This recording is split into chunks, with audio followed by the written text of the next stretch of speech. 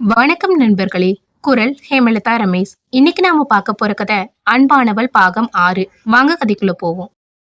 ஏன்னா எனக்கு அவங்க சொன்ன மாதிரி நீங்க ரெஜிஸ்டர் ஆஃபீஸ் போய் கல்யாணம் பண்ண ரெடியாகி இருப்பீங்கன்னு என்னால நம்ப முடியல. எனக்கு தெரிஞ்ச வரையும் நீங்க உங்க தம்பி தங்கச்சி மேல ரொம்ப கேர் எடுத்துக்கிறீங்க. உங்க ஃபர்ஸ்ட் ப்ரையாரிட்டி குடும்பம்தான். அப்படி இருக்கிறப்போ இது நடந்திருக்க வாய்ப்பே இல்லைன்னு தோணுச்சு. அதான் கேட்டேன். உண்மையா என்ன நடந்தது? அவள் கூறி முடிக்கவும் பட்டென அவன் இருக்கையிலிருந்து எழுந்திருந்தான். 2 அடி முன்னால் நடந்தவன் அழுத்தமாய் தலைமுடியை கோதிக்கொண்டவன். அவன் பாவனையில் புரியாது அவனை பார்த்தவள் அவளும் எழுந்து அவன் அருகில் சென்றாள். என்னாச்சு? ஏதாவது தப்பா சொல்லிட்டனா? அவள் வினவலுக்கு மறுத்து தலையசைத்தவன் சலை ஹக்யூ. வார்த்தைகள் தவிப்பாய் வந்து விழுந்தன. அவன் தேவை அறிந்தவள் எந்த தயக்கமும் இன்றி அவளே முன்வந்து அவனை அணைத்து கொண்டாள்.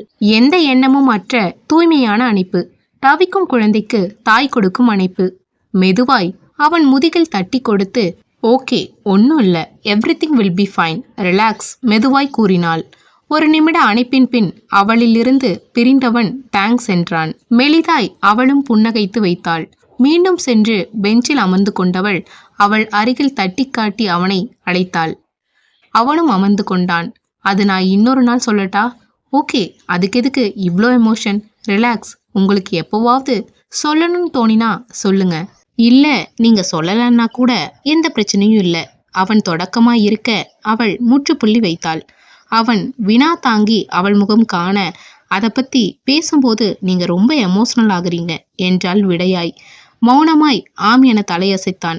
கழட்டி வைத்த அவள் ஏர்பாட் ஒன்றை எடுத்து அவன் புறம் நீட்டினாள்.